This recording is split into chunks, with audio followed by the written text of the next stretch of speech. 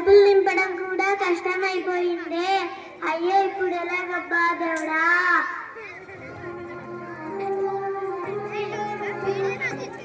సరే నాన్న దగ్గరికి వెళ్ళి అడుగుదాం కదా. సరే పదం పద.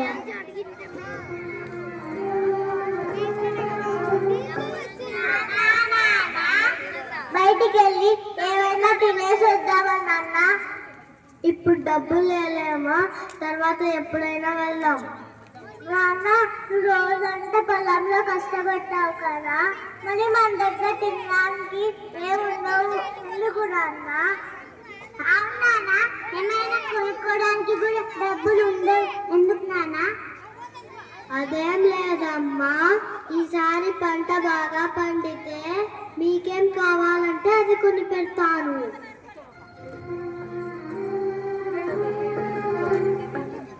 అవునమ్మా, మీ నాన్న పొలంలో కష్టపడేది మన కోసం మాత్రమే కాదు, కొన్ని వందల కుటుంబాలు రైతు కష్టం మీదే ఆధారపడున్నాయి. అందరూ రైతు చెమటతోనే బ్రతుకుతారు. మన ఆకలి తీర్చడంతో పాటు అందరి ఆకలి తీర్చడమే మీ నాన్నకు ఆనందం. మీరెళ్ళి ఆడుకోపోండి, ఈలోగా నేను మీకు ఏదైనా తయారు చేసి పెడతా. అలాగే అమ్మా.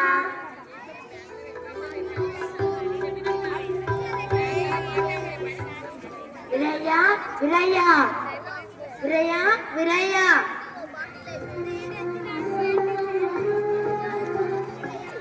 అయ్యా మీరా?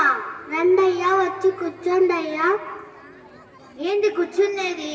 డబ్బులు తీసుకొని 6 నెలలైంది, ఇంకా తిరిగి ఇవ్వలేదు. మర్యాద వడ్డీతో సాహసం మొత్తం ఇప్పుడే చెల్లించు.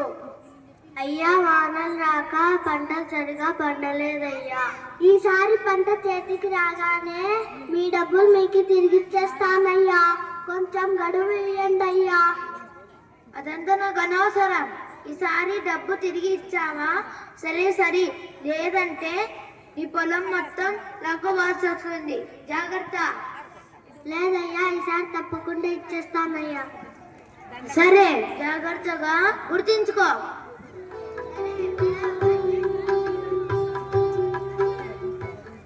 అయ్యో, ఎంత ప్రయత్నించినా ఆ దేవుడు కరుణించడం లేదు. వానలు సరిగా రావడం లేదు, పంటలు సరిగా పండడం లేదు. ఈ కష్టాల నుంచి మనం ఎప్పుడు బయటికి పడతామో ఏమో తెలియడం లేదు రేవతి. ఎందుకండి అంత నిరుత్సాహపడతారు? ప్రతి ఏడాది ఇలాగే కరువు ఉంటుందా ఏమిటి? ఏదో ఒక రోజు ఆ దేవుడు మనకి సహాయపడతాడు. అంతవరకు మనకున్న దాంతో సర్దుకపోదా. మీరు బాధపడకండి. నీకు తెలియదు ఏముంది రేవతి? ఆ సేటు దగ్గర భూమి తాకట్టు పెట్టి చేసిన అప్పు తీర్చాలి, మరొక పక్క మన పిల్లల చదువులు, పైగా నా ఆరోగ్యం కూడా తగ్గిపోతుంది. ఈ సమస్యలన్నీ ఒక దారికి కావాలంటే ఈసారైనా ఆ దేవుడు కరుణించి పంట బాగా పండితే తప్ప మన కష్టాలు తీరవు. మన కష్టమే మన బలం. ఆ దేవుడి మీద భారం వేసి మన ప్రయత్నం మనం చేద్దాం. పదండి, పొలంకి వెళ్ళి పంట పెడదాం.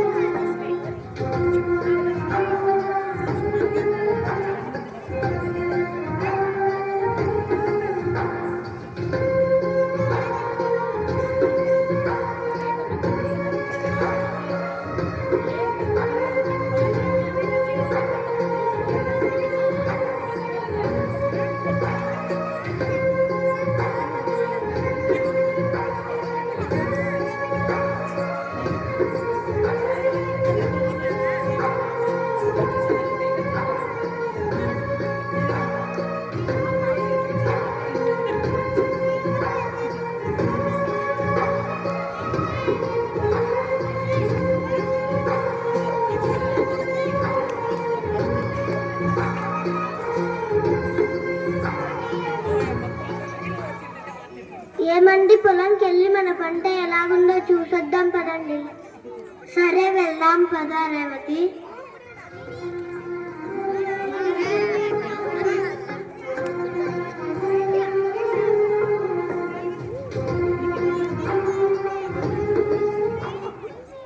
ఏమే రేవతి, 6 ఈసారి పంట బాగా వచ్చేటట్లుంది. ఇంకో 10 రోజులు గడిస్తే మన పంట చేతికొచ్చి మన సమస్యలన్నీ తీరిపోతాయి. అందరం హాయిగా జీవించచ్చు. అవునండి, మన పంటను చూసి నాకు కూడా చాలా ఆనందంగా ఉంది. మన కళలన్నీ తీరబోతున్నాయి. ఇక మనకన్నీ మంచి రోజులే.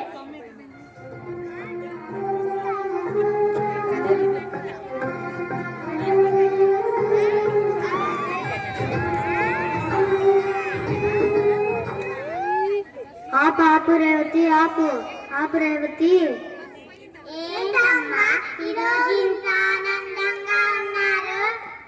అవునమ్మా, ఇంకొద్ది రోజుల్లో మన కష్టాలన్నీ తీరబోతున్నాయి. మనమంతా హాయిగా ఉండొచ్చు.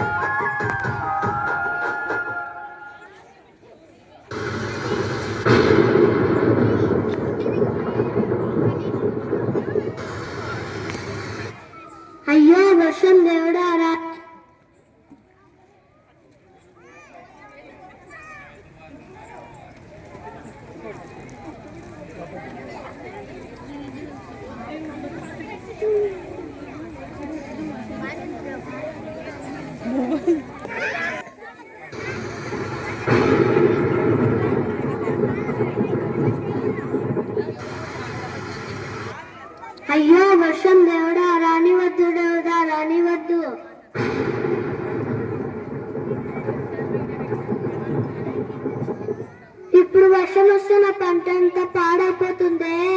దేవుడా కాస్త కరుణించు. రానివద్దు దేవుడా, రానివద్దు. నా కష్టం వృధా కాకుండా చూడు దేవుడా, కాపాడు దేవుడా.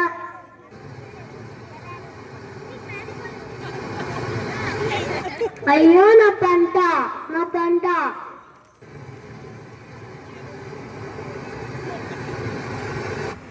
నా కష్టం అంతా నీళ్ళల్లో కట్టుకుపోయిందే. ఈసారన్నా నా కష్టాలు తీరుతాయనుకున్నానే. ఈసారి కూడా నా చేతిలో మట్టే మిగిలిందే. అయ్యో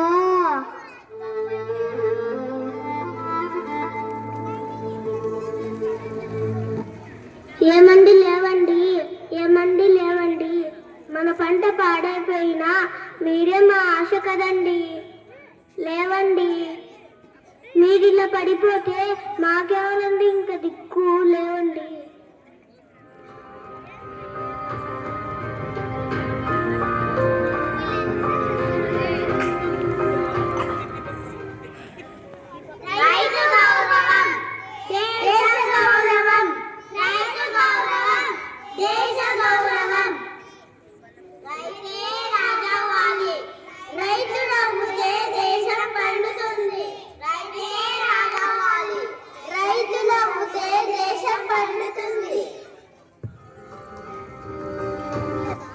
పొలం నుండి పల్లెం వరకు ప్రతి ప్రయాణంలో రైతు చెమట ఉంది.